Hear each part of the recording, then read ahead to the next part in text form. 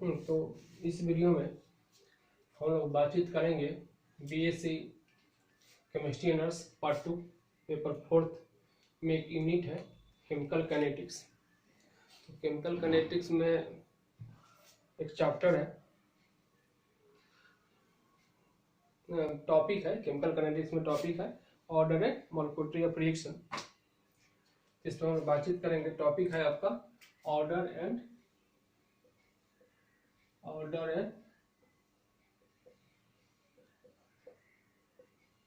Molecular of reaction.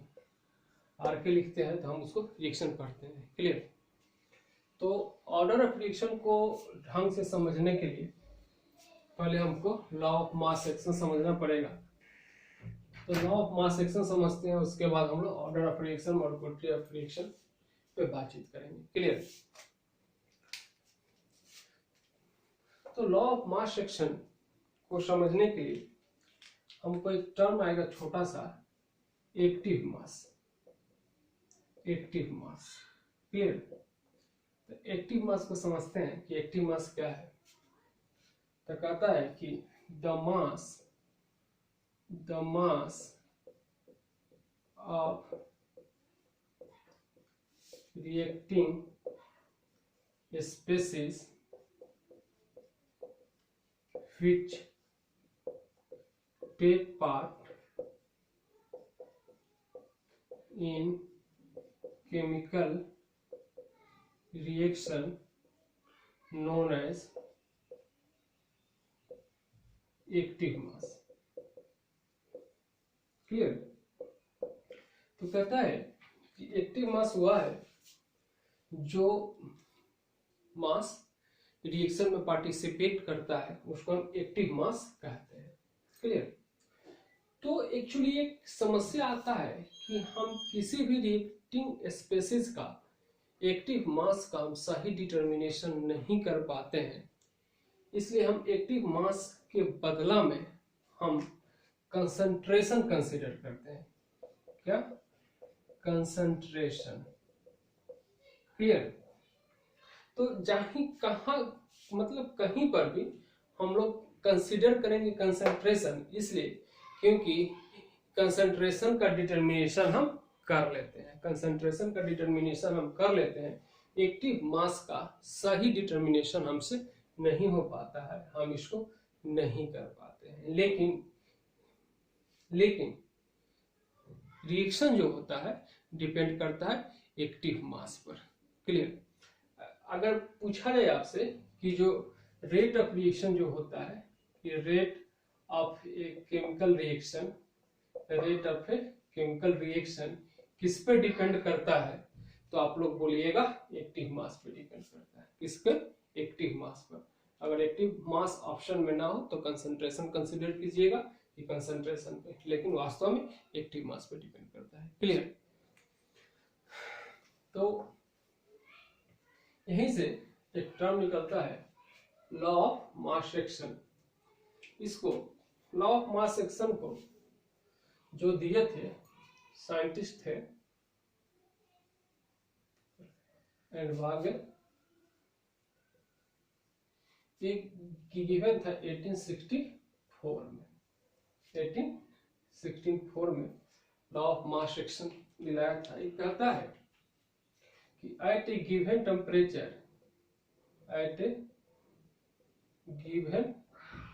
temperature the rate of a chemical reaction is directly proportional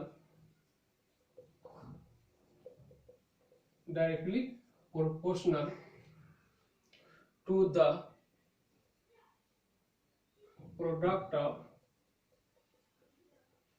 molar concentration of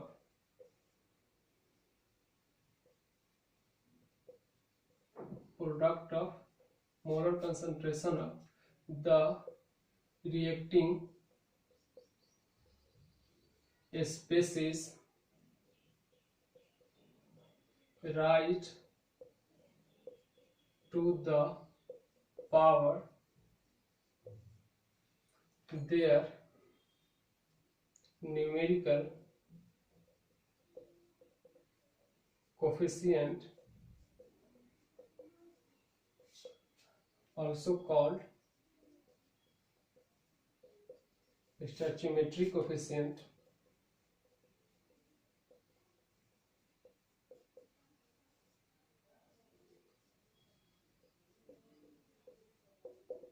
देखिए क्या कहता है कि कोई अगर गिवन टेम्परेचर है तो जो केमिकल स्पेसीज है इसका जो रिएक्शन करने का जो रेट है वह डायरेक्टली प्रोपोर्शनल होता है, समानुपाती होता है रिएक्टेंट के मोलर कंसंट्रेशन के प्रोडक्ट के, और जो स्टोइचियोमेट्रिक कोएफिशिएंट होता है वह उसके कंसंट्रेशन का पावर होता है। जैसे इसको हम ऐसे समझें कि लेट ए रिएक्शन, अगर कोई रिएक्शन है, अगर सिंपल सा अगर ए से कोई और प्रोडक्ट बन रहा है, इसको हम प्रत्येक पार्ट में समझते हैं। इस टाइप का कोई रिएक्शन है जहां पे एक सिंगल स्पेसीज है जो अगर प्रोडक्ट बना रहा है तो यहाँ पे हम लिखेंगे कि rate of reaction is directly proportional to square bracket A करके लिखते हैं, और स्क्वायर ब्रैकेट जो होता है ये हम लोग कंसंट्रेशन के लिए यूज करते हैं, यानी कि इसको पढ़ेंगे कंसंट्रेशन ऑफ ए, क्या हम पढ़ेंगे कंसंट्रेशन ऑफ ए। उसी टाइप से ए प्लस बी अगर प्रोडक्ट बना रहा है तो रेट ऑफ रिएक्शन लिखेंगे कि rate of reaction directly proportional to product of concentration of A into concentration of B. Clear? अगर यही अगर ए मोल ए है और बी मोल बी से प्रोडक्ट बन रहा है तो रेट ऑफ रिएक्शन जो हम लोग लिखते हैं, rate of reaction will be directly proportional to concentration of A to the power A और concentration of B to the power B. अब यहाँ पे स्मॉल ए और स्मॉल बी जो है वह स्टोइचियोमेट्रिक कोएफिशिएंट को बतलाता है। किसको बतलाता है भाई? स्टोइचियोमेट्रिक कोएफिशिएंट को बतलाता है। क्लियर? तो ये हुआ आपका law of mass reaction. Clear? और यहाँ पे आप जानते हो कि जो प्रोपोर्शनल है, अगर हम लोग प्रोपोर्शनल का साइन हटाएं तो अब हम रेट ऑफ रिएक्शन अगर हमको लिखना होगा कि rate of reaction will B, तो प्रोपोर्शनल का साइन हटाते हैं तो क्या करते हैं? कांस्टेंट डालते हैं ना, तो एक कांस्टेंट डालेंगे k, this will be a to the power a और b to the power b। Clear? तो यहाँ पे k कांस्टेंट डालते हैं, इस कांस्टेंट को हम कहते हैं रेट कांस्टेंट। क्या कहेंगे भाई? Rate constant. क्लियर? और ये जो कंप्लीट जो एक्सप्रेशन आया, ये जो कंप्लीट एक एक्सप्रेशन आया, इसको हम कहते हैं रेट लॉ। क्या कहते हैं? Rate law. इस एक्सप्रेशन को हम कहते हैं रेट लॉ। क्लियर? तो ये हमारा हुआ रेट कांस्टेंट, ये हुआ हमारा रेट लॉ। अब हम एक एक करके सबको समझते हैं, उसके बाद हम लोग आगे बढ़ते हैं। क्लियर? तो यहाँ से स्क्रीनशॉट लेकर आप लोग आराम से नोट्स बना सकते हो। नोट्स बनाने के लिए स्क्रीनशॉट लो और नोट्स बना।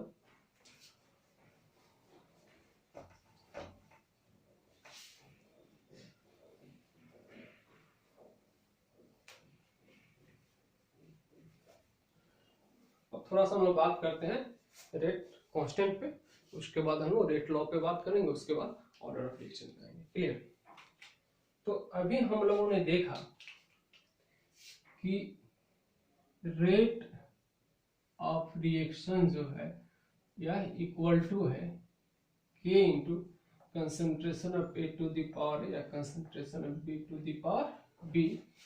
इसी k को हम कहते हैं रेट कांस्टेंट। क्लियर? क्या कहते हैं भाई? रेट कांस्टेंट कहते हैं। अगर हमको रेट कांस्टेंट को डिफाइन करना हो, इसको डिफाइन करना हो, रेट कांस्टेंट को डिफाइन करना हो, क्लियर, तो थोड़ा सा मैथमेटिकली देखते हैं। मैथमेटिकल अगर हमको के निकालना हो, के जो रेट कांस्टेंट है के, तो के इक्वल टू लिख सकते हैं rate of reaction by concentration of A to the power A और concentration of B to the power B लिख सकते हैं। क्लियर। अब यहां से जो कंसंट्रेशन ऑफ ए का पावर वैल्यू अगर हम 1 रख दें, अब बी का वैल्यू भी अगर हम 1 रख दें, तो 1 का पावर कुछ भी हो वैल्यू कितना होता है, 1 होता है। ये भी 1 हो जाएगा, ये भी 1 हो जाएगा, और 1 into 1 क्या हो जाएगा, 1 हो जाएगा। और किसी भी चीज को 1 से हम लोग डिवाइड करें तो कोई अंतर नहीं पड़ता है, यानी कि ए का कंसंट्रेशन जो है वह 1 मोल पर लीटर हो जाए, उसी टाइप से बी का कंसंट्रेशन 1 मोल पर लीटर हो जाए, 1 मोल पर लीटर हो जाए। ऐसे कंडीशन में हम कहेंगे ना कि के जो होगा वह रेट ऑफ रिएक्शन के इक्वल हो, क्योंकि यहाँ से आप देख सकते हो कि के इक्वल टू क्या हो जाएगा, रेट ऑफ रिएक्शन, और इसका भी पावर ए रख दो, यहाँ पर भी 1 का पावर बी, वैल्यू क्या होगा, 1 ही होगा, क्योंकि 1 का पावर कुछ भी हो वैल्यू क्या होता है, 1 होता है। तो ऐसे कंडीशन में लिख सकते हैं K equal to rate of reaction. Clear. तो ये जो मैथमेटिकल एक्सप्रेशन आया है, इसी को अगर हम लैंग्वेज में लिखें तो क्या लिखेंगे, तो अगर हमको इसको लैंग्वेज देना हो तो लिखेंगे ना कि when molar concentration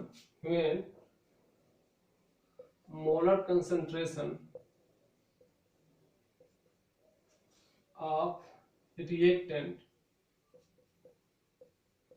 is 1, then rate of reaction is considered as rate constant. Rate of reaction is considered as rate constant. Clear. तो कहता है कि रिएक्टेंट का मोलर कंसंट्रेशन अगर 1 हो, क्लियर, मोलर कंसंट्रेशन अगर 1 हो, उस समय का जो रेट ऑफ रिएक्शन होगा वही होगा रेट कांस्टेंट होगा। यानी कहीं ना कहीं यह एक स्पेशल कंडीशन हो रहा है रेट ऑफ रिएक्शन का। This is the special condition of rate of reaction. हम ये भी हम लिख सकते हैं कि rate constant is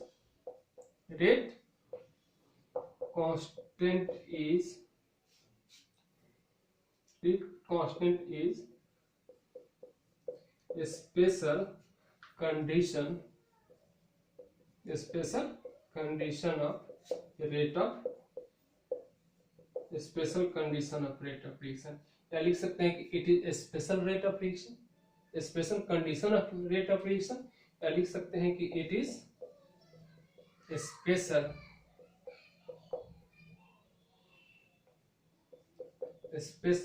rate of reaction, special condition of reaction, या it is special rate of reaction. Clear. तो दिस इज रेट कांस्टेंट। और हम बात करते हैं रेट कांस्टेंट्स की कैरेक्टरिस्टिक्स की बात करें, रेट कांस्टेंट की कैरेक्टरिस्टिक्स की बात करें तो कैरेक्टरिस्टिक्स ऑफ के की अगर हम बात करें, characteristics of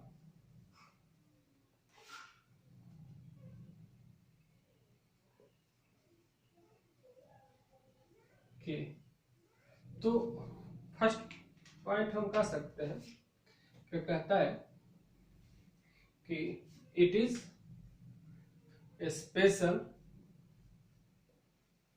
condition of rate of reaction. Second चीज कहता है कि अगर टेम्परेचर खास हो तो रेट ऑफ रिएक्शन का वैल्यू खास होता है। Eight A particular temperature value of K is particular, but on rising temperature value of K rise। अगर हम टेम्परेचर को बढ़ाएं तो K का वैल्यू बढ़ेगा। नेक्स्ट कहता है कि on rising value of K rate of reaction rise। on rising value of K rate of reaction rise। अगर हम K के वैल्यू को बढ़ाएं तो रेट ऑफ रिएक्शन बढ़ेगा। नेक्स्ट कहता है कि वैल्यू ऑफ K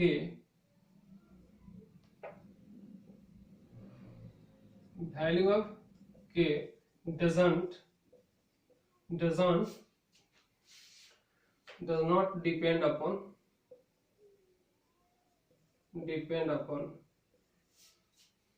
concentration। कहता है कि कंसंट्रेशन पे K का वैल्यू डिपेंड नहीं कर रहा है। उसके बाद कहता है कि unit of K depends upon order of reaction. K का जो यूनिट होता है वह ऑर्डर ऑफ रिएक्शन पर डिपेंड करता है। क्लियर? ये सब बातें थी कैरेक्टरिस्टिक्स ऑफ K। तो स्क्रीनशॉट लेकर आप लोग आराम से नोट कर सकते हो। क्लियर? आराम से यहाँ पे नोट कर लोगे। उसके हम बात करते हैं कि rate law of chemical reaction, यानी कि हम बात करते हैं रेट लॉ। क्लियर? और रेट लॉ पे हमारी बातें होंगी। उसके बाद हम लोग आएंगे ऑर्डर ऑफ रिएक्शन पे। क्लियर? तो कहते हैं कि रेट लॉ क्या है। Rate law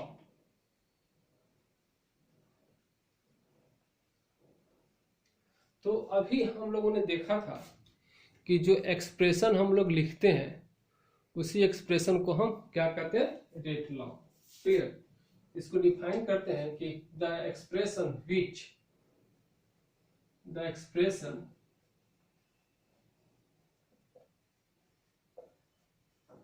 which describe the reaction rate in term of molar concentration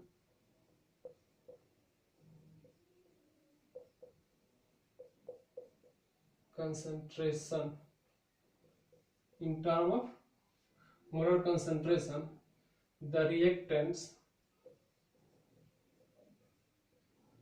as determined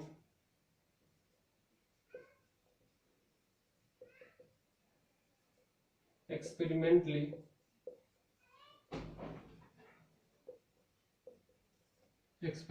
is called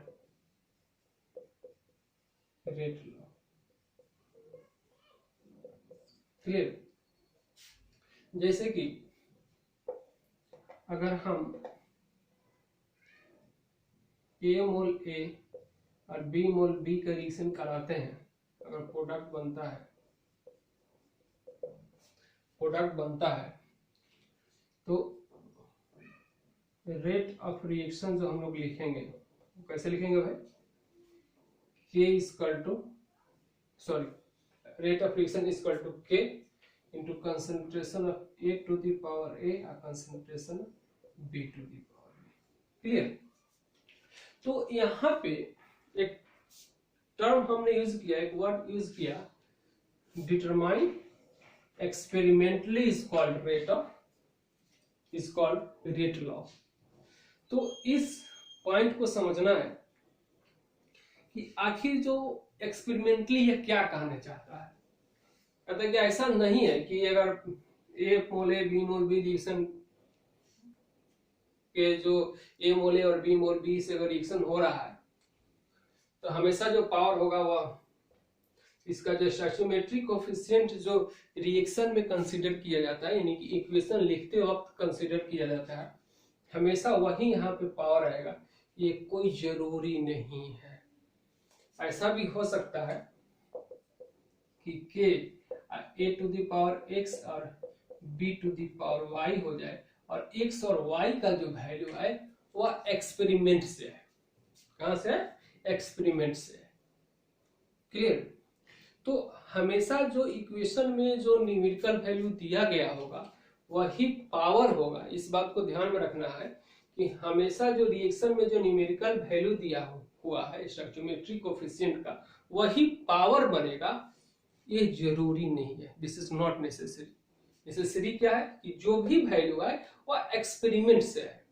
यानी कहीं ना कहीं एक चीज को दिमाग में बैठा लीजिएगा कि इसी का जो सम होता है वो ऑर्डर ऑफ रिएक्शन होता है। जब इसका सम ऑर्डर ऑफ रिएक्शन होता है तो यानी कि ऑर्डर ऑफ रिएक्शन भी कहीं ना कहीं एक्सपेरिमेंटली वैल्यू देता है, एक्सपेरिमेंटल चीज होता है। क्लियर? आई होप ये बात आपको समझ में आ गई होगी कि ये जो एक्सप्रेशन है इसको हम रेट लॉ कहते हैं, लेकिन कंडीशन अप्लाई कि जो कंसंट्रेशन का पावर होगा वो एक्सपेरिमेंटल वैल्यू से आना चाहिए। ऐसा हम इसको लिख दिए तो ऐसा नहीं होगा। क्लियर? तो इसको हम नोट करके लिख सकते हैं। तो एक चीज को याद रखिएगा कि the coefficients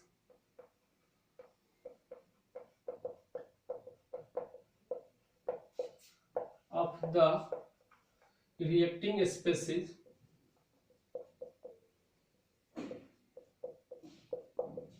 the coefficient of the reacting species involved in the expression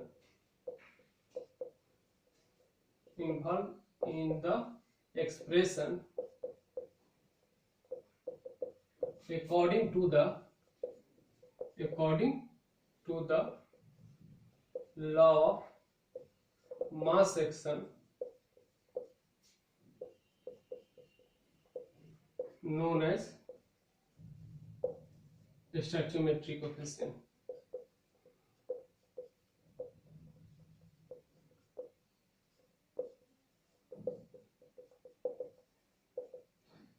इसका सेकंड याद रखा जाएगा कि चाहे इसी को आगे कर देते coefficient while those involved in the expression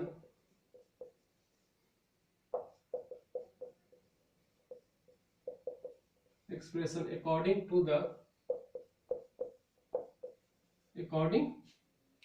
the rate law is known as actual coefficient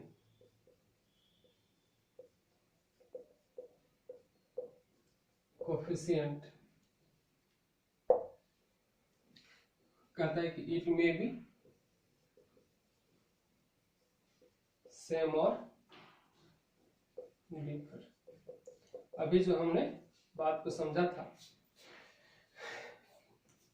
कि अगर ए मोल ए और बी मोल बी अगर रिएक्शन कर रहा है, प्रोडक्ट बन रहा है, तो जो हम लोग लिखते हैं कि rate of reaction is equal to K concentration of A to the power B concentration of B to the power B।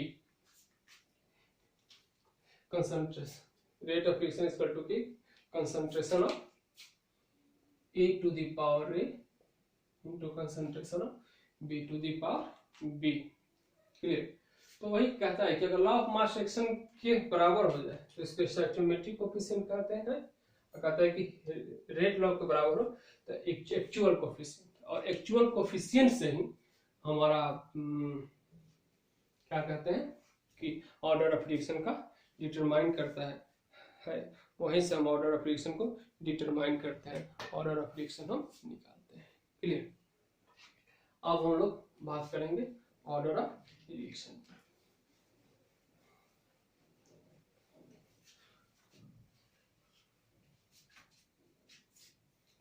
तो कहता है कि ऑर्डर ऑफ रिएक्शन क्या है।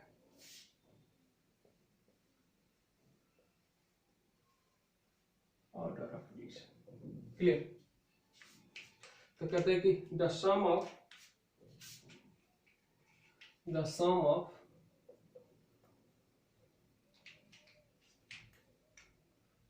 the sum of the coefficient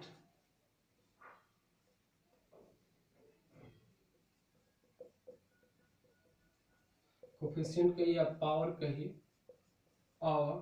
of the reacting species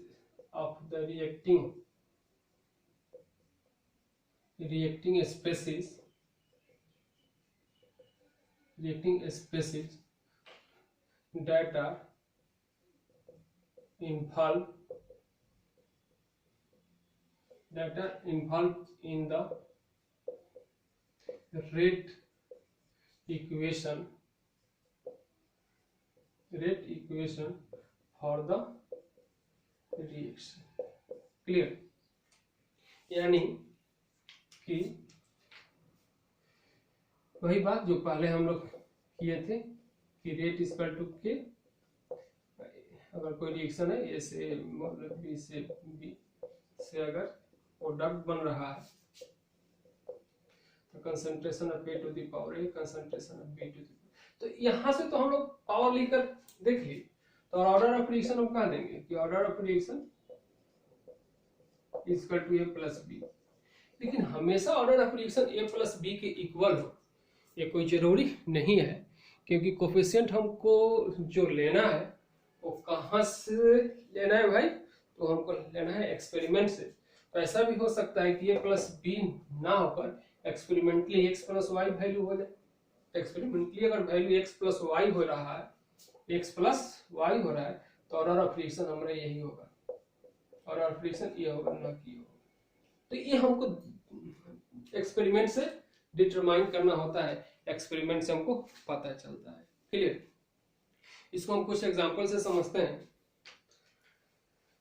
जैसे कोई example हम लोग लेते हैं, अगर कोई फर्स्ट ऑर्डर रिएक्शन है, अगर कोई फर्स्ट ऑर्डर रिएक्शन है,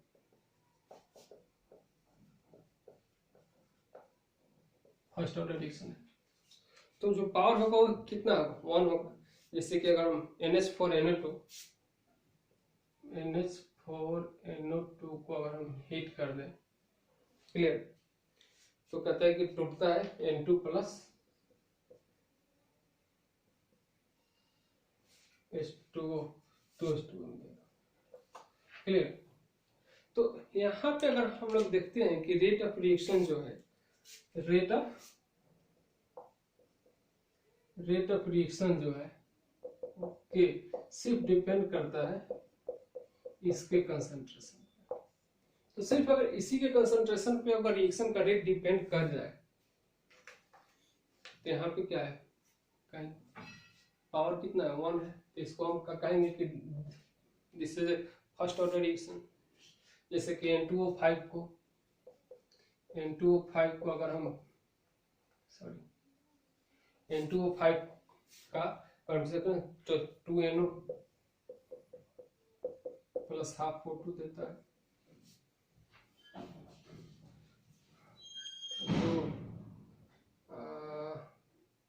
तो रिएक्शन बैलेंस है ना, 2NO2 तो यहाँ पे अगर हम रेट ऑफ रिएक्शन की बात करें तो कहता है कि कंसंट्रेशन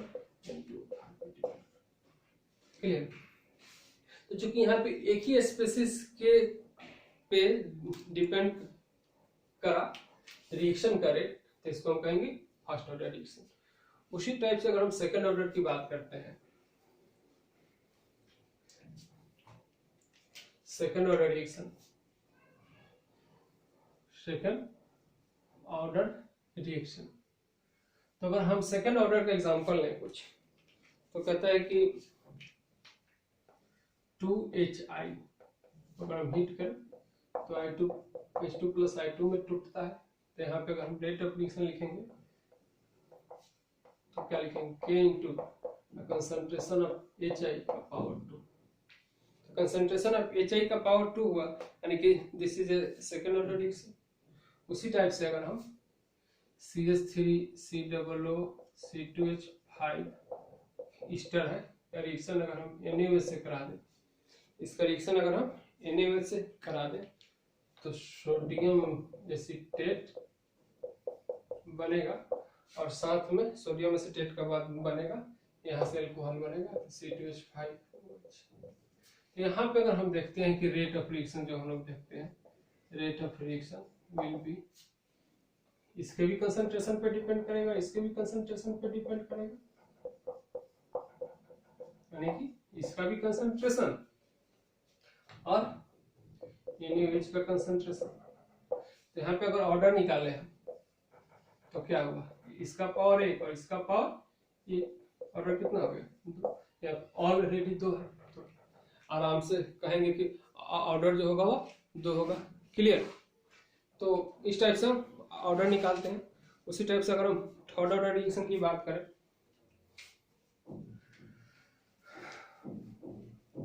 अगर हम थर्ड ऑर्डर रिएक्शन की बात करें,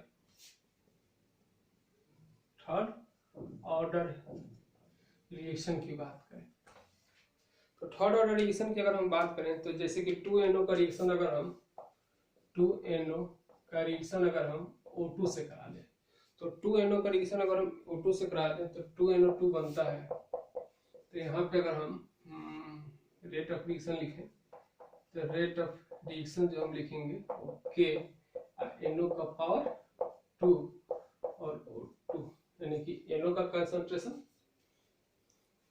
का पावर 2 और O2। तो इसके लिए अगर हमको ऑर्डर लिखना होगा तो कैसे लिखेंगे भाई, 2 + 1 कितना हो गया, 3। क्लियर। उसी टाइप से 2NO plus Br2, 2NO plus Br2 का अगर हम रिएक्शन करें तो 2NO Br बनेगा, 2NO Br। इसका अगर हम लिखना हो कि rate of reaction equal to क्या आ जाएगा, will be K into NO का कंसंट्रेशन का पावर 2 Br। तो ऑर्डर कितना आ जाएगा, 2 + 1। एग्जाम्पल आपका ऑर्डर रिएक्शन का। उसी टाइप से कुछ हम जीरो ऑर्डर रिएक्शन की बात करते हैं, बैठाते हैं इसको। अगर हम जीरो ऑर्डर रिएक्शन की बात करें, जीरो ऑर्डर रिएक्शन, चलिए इसे लिखता हूं, जीरो ऑर्डर रिएक्शन। क्लियर। तो जीरो ऑर्डर रिएक्शन में जैसे कि प्लेटिनम का सरफेस पे सबसे बढ़िया एग्जाम्पल आता है को, अगर इसको हम रिएक्शन का आराम से टूटता है N2+3H2। तो यहाँ पर जो हम रेट ऑफ रिएक्शन देखते हैं, रेट ऑफ रिएक्शन वह NH3 के कंसंट्रेशन पर डिपेंड नहीं करता है, कंसंट्रेशन पर डिपेंड करता ही नहीं। क्लियर। तो कंसंट्रेशन पे जो रिएक्शन डिपेंड ना करे तो हम क्या कहेंगे कि कंसंट्रेशन का इंडिपेंडेंट है। और जब रिएक्शन कंसंट्रेशन का इंडिपेंडेंट है तो फिर उसको कंसंट्रेशन पर डिपेंड कर ही नहीं रहा है, तो क्या कंसिडर करेंगे, कहेंगे कि वो जीरो ऑर्डर का रिएक्शन है। और एक चीज को याद रखिएगा कि जनरली जो हेटेरोसाइट जो मतलब कि हेटेरोकैटालिस्ट रिएक्शन होते हैं वो जनरली जीरो ऑर्डर के रिएक्शन होते हैं। यानी कि एक नोट करके लिख लीजिएगा, ध्यान में याद रहेगा कि generally heterocatalysis generally heterocatalyzed reaction is zero order reaction। अगर हेट्रोकैटालाइज्ड रिएक्शन है तो जनरली एक चीज को देखा गया है कि वह जीरो ऑर्डर के मैकेनिज्म को फॉलो करता है, वो रिएक्शन जो होता है वो जीरो ऑर्डर का होता है। क्लियर, एक चीज देखा गया। उसके बाद ऑर्डर जो होता है वो फ्रैक्शनल नंबर में भी आता है। क्या होता है? फ्रैक्शनल नंबर में भी आता है, यानी कि फ्रैक्शनल ऑर्डर रिएक्शन का एग्जांपल करते हैं। फ्रैक्शनल ऑर्डर रिएक्शन, तो फ्रैक्शनल ऑर्डर रिएक्शन का अगर हम एक एग्जांपल लें तो कहेंगे कि H2 प्लस Br2